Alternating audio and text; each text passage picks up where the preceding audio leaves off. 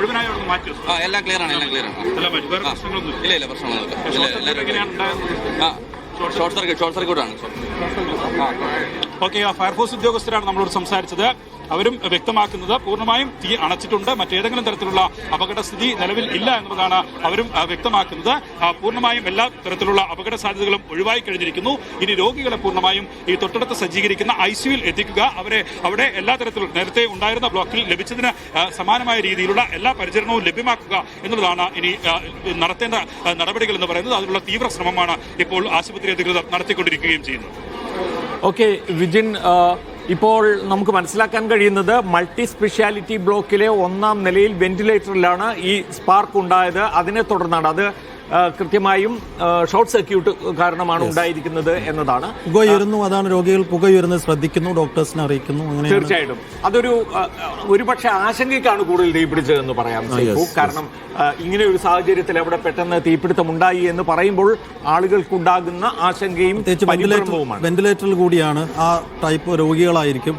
വേഗത്തിൽ പരിഭ്രാന്തരാകും. എന്തായാലും വേഗത്തിൽ ഇടപെടലുകൾ നടന്നു, വിധേയമായി എന്നുള്ളത് ആശ്വാസകരം. ശരിയാണ്. അപ്പോൾ ആശങ്കപ്പെടാനുള്ള കാര്യങ്ങളൊന്നും തന്നെ ഇനിയില്ല. രോഗികളെ ഇനി പൂർണ്ണമായും അവിടെ നിന്ന് ഒഴിപ്പിക്കേണ്ട താമസം മാത്രമുള്ളൂ. എത്ര രോഗികൾ ഉണ്ടായിട്ടുണ്ടാകാം വിജയൻ അവിടെ?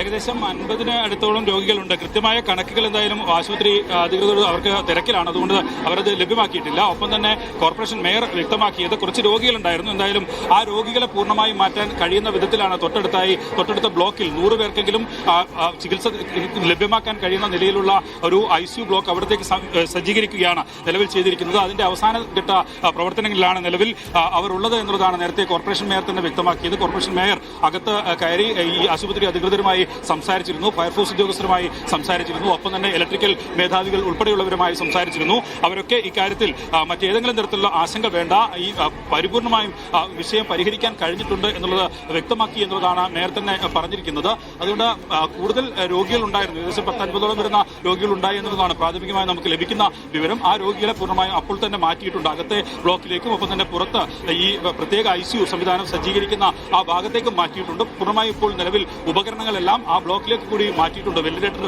പ്രവർത്തിക്കുന്ന ഉപകരണങ്ങൾ ഉൾപ്പെടെ, കൃത്രിമശ്വാസം നൽകുന്ന ഉപകരണങ്ങൾ ഉൾപ്പെടെയാണ് നിലവിൽ എന്തായാലും ഇപ്പോൾ മാറ്റിയിരിക്കുന്നത്. അതുകൊണ്ട് രോഗികൾക്ക് മറ്റേതെങ്കിലും തരത്തിലുള്ള അപകടം സംഭവിക്കാനോ ഏതെങ്കിലും തരത്തിൽ മറ്റേതെങ്കിലും അപകടം ഉണ്ടാകാനോ ഉള്ള സാധ്യത എന്തായാലും ഇല്ല എന്നുള്ളത് തന്നെ ഇപ്പോൾ ഈ ഘട്ടത്തിൽ പറയാൻ കഴിയും. പ്രമോദ്, ഒരുപക്ഷെ ഈ തെരഞ്ഞെടുപ്പിന്റെ ഒരു ഘട്ടം കൂടിയാണല്ലോ സേഫു. അതിപ്പോ അത് ഉണ്ടായിക്കഴിഞ്ഞാൽ, എന്തെങ്കിലും ഒന്നും സംഭവിച്ചു കഴിഞ്ഞാൽ ഉണ്ടാകാവുന്ന ഭയങ്കരമായ ഒരു കത്തിപ്പടലിനുണ്ടാകും അല്ലെ? അതുമായി കണക്കിന് ആരോഗ്യമന്ത്രിയൊക്കെ രക്ഷപ്പെട്ടു എന്ന് കരുതാം അല്ലെ, ഇലക്ഷൻ പ്രഖ്യാപനം നടത്തിയതുകൊണ്ട്. അല്ലെങ്കിൽ ചിലപ്പോൾ വലിയ ഗുരുതരമായ ആരോപണമൊക്കെ അവർക്കെതിരെ ഉയരേണ്ട ഘട്ടം കഴിഞ്ഞു. സർക്കാരിന്റെ അനാസ്ഥയുടെ കാര്യം ഒക്കെ ഉയരേണ്ട ഘട്ടം കഴിഞ്ഞു. മേയർ അവിടെ എത്തി വളരെ പെട്ടെന്ന് എല്ലാവരെയും സമാധാനിപ്പിക്കാൻ കഴിഞ്ഞു, ആശങ്കയൊന്ന് താഴ്ത്തിക്കൊണ്ടുവരാൻ കഴിഞ്ഞു എന്നുള്ളത് വലിയൊരു കാര്യമാണ്. അതിനനുസരിച്ച് സജ്ജീകരിക്കാനുള്ള ഒരു സാഹചര്യം മെഡിക്കൽ കോളേജിൽ ഉണ്ട് എന്ന് കൂടി നമുക്ക് ഇതിലൂടെ വ്യക്തമാകുന്നുണ്ട്. തീർച്ചയായും വിജിൻ തുടരുന്നുണ്ട്. വിജിൻ, ഇത് പഴയ ബിൽഡിംഗ് അല്ല, പുതിയ ബിൽഡിംഗ് തന്നെയാണെന്നാണ് മനസ്സിലാക്കുന്നത് നമ്മൾ കണ്ടിടത്തോളം. അപ്പോൾ ഒരു ഷോർട്ട് സർക്യൂട്ടൊക്കെ സംഭവിക്കുക എന്ന് പറയുമ്പോൾ എങ്ങനെ എന്ന കാര്യത്തിലൊക്കെ ഒരു ഇൻസ്പെക്ഷൻ വേണം. അപ്പോൾ ഇപ്പോൾ പ്രാഥമികമായൊരു ധാരണ അനുസരിച്ച് ഷോർട്ട് സർക്യൂട്ടാണ്, പക്ഷെ അത് എങ്ങനെ സംഭവിച്ചു എന്ന കാര്യത്തിലൊക്കെ നമുക്ക് എന്തെങ്കിലും പ്രാഥമിക വിവരങ്ങൾ നൽകാൻ കഴിയുമോ? എപ്പോൾ ആ കാര്യത്തിൽ ഒരു വ്യക്തത വരും വിജയൻ? അതായത് ഇതിൽ ഇപ്പോൾ ബിൽഡിംഗിൽ നിന്നല്ല തീ പടർന്നിരിക്കുന്നത്. ദയവ് ചെയ്ത് വഴിയൊന്ന് ക്ലിയർ ചെയ്ത് തരണം. ഞങ്ങൾ ഒരു സഹകരണം അഭ്യർത്ഥിക്കുകയാണ്. ഇതുവരെ യാതൊരു പ്രോബ്ലവും ഇല്ല, ഒരു രോഗിക്കും പ്രശ്നം ഉണ്ടായിട്ടില്ല, ഒരു ജീവനക്കാർക്കും പ്രശ്നം ഉണ്ടായിട്ടില്ല. ഫുൾ പരിശോധിച്ചു. പോലീസിന്റെയും ഫയർഫോഴ്സിന്റെയും നമ്മുടെ ഇന്റേണൽ വിങ്ങിന്റെയും ക്ലിയറൻസോട് കൂടിയാണ് ഞാനിപ്പോൾ സംസാരിക്കുന്നത്. അല്ല, ബ്രീഫ് ചെയ്യാൻ ഞാൻ പറഞ്ഞല്ലോ, ഒരു വെന്റിലേറ്ററിൽ സ്പാർക്ക് ഉണ്ടായി. ഇപ്പൊ നമുക്ക് തീ കത്തിക്കഴിഞ്ഞ കാര്യം നമുക്ക് പിന്നോട്ട് പോയി സഞ്ചരിക്കാൻ പറ്റില്ല. അത് പരിശോധനയിലൂടെ കണ്ടെത്താൻ പറ്റുള്ളൂ. അത് ഓക്സിജൻ ലീക്കോ ഒന്നും അല്ല, വെന്റിലേറ്ററിൽ നിന്നാണ് ഒരു സ്പാർക്ക് ഉണ്ടായത്. അത് കൂടുതൽ പരിശോധനകൾക്ക് ശേഷം പറയാൻ പറ്റും. നമ്മുടെ ഇപ്പോഴത്തെ പ്രൈം ഇമ്പോർട്ടൻസ് ഈ ICUവിൽ നിന്നും ആളുകളെ മാറ്റുക എന്നുള്ളതാണ്. അത് ഞങ്ങൾക്ക് അതിന്റെ കണക്കെടുത്തേ പറ്റുള്ളൂ. പക്ഷെ ആസ് ഓഫ് നൗ ഇതിനകത്ത് ആരുമില്ല, ഉള്ളവരെ എല്ലാവരെയും മാറ്റി. ദയവ് ചെയ്തൊന്ന് സഹകരിക്കുക. സുരക്ഷിതരാണ്. ഒന്ന് സഹകരിക്കുക പ്ലീസ്. അതാണ് രോഗികളുടെ കണക്ക് ആശുപത്രി അധികൃതർ എടുക്കുന്നേ ഉള്ളൂ.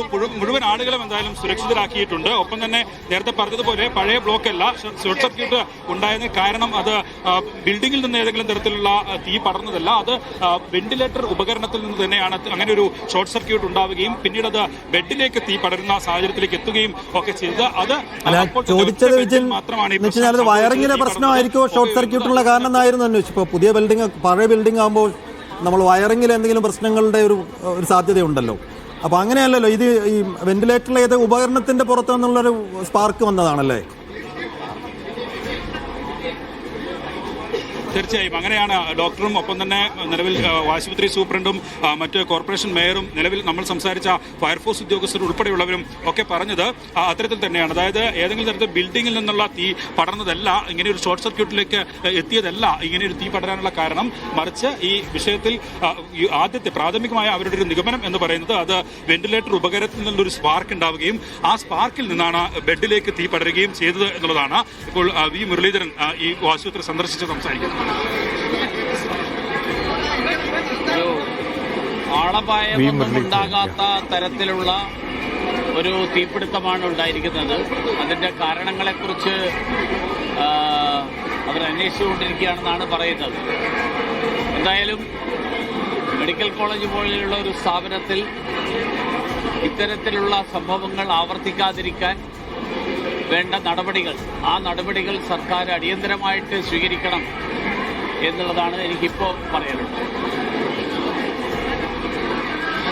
വി മുരളീധരൻ കഴക്കൂട്ടത്തെ BJP സ്ഥാനാർത്ഥി കൂടിയാണ്. അതെ, മേലാൽ ഇങ്ങനെയുള്ള സംഭവങ്ങൾ ഉണ്ടാകാതിരിക്കാൻ വേണ്ട കരുതലുകൾ വേണം, നടപടികൾ എടുക്കണം എന്നാണ് അദ്ദേഹം ആവശ്യപ്പെട്ടത്. ഈ സമയത്തായതുകൊണ്ട് ഒരുപക്ഷെ സ്ഥാനാർത്ഥികളായാലും നേതാക്കളായാലും ഒക്കെ ഈ വാർത്ത അറിഞ്ഞ് അവിടേക്ക് എത്താനുള്ള സാധ്യത കൂടുതലാണ്. എനിക്ക് തോന്നുന്നു സൈഫുദ്ദീൻ നേരത്തെ സൂപ്രണ്ട് പറഞ്ഞതുപോലെ അവിടെ ഒരു ശ്വാസം വിടാനുള്ള ഒരു സാഹചര്യം ഉണ്ടാക്കുക എന്നുള്ളതാണ് ഏറ്റവും പ്രധാനം എന്ന് തോന്നുന്നു. വഴിയൊരുക്കി കൊടുക്കുക എന്നുള്ളതാണ്.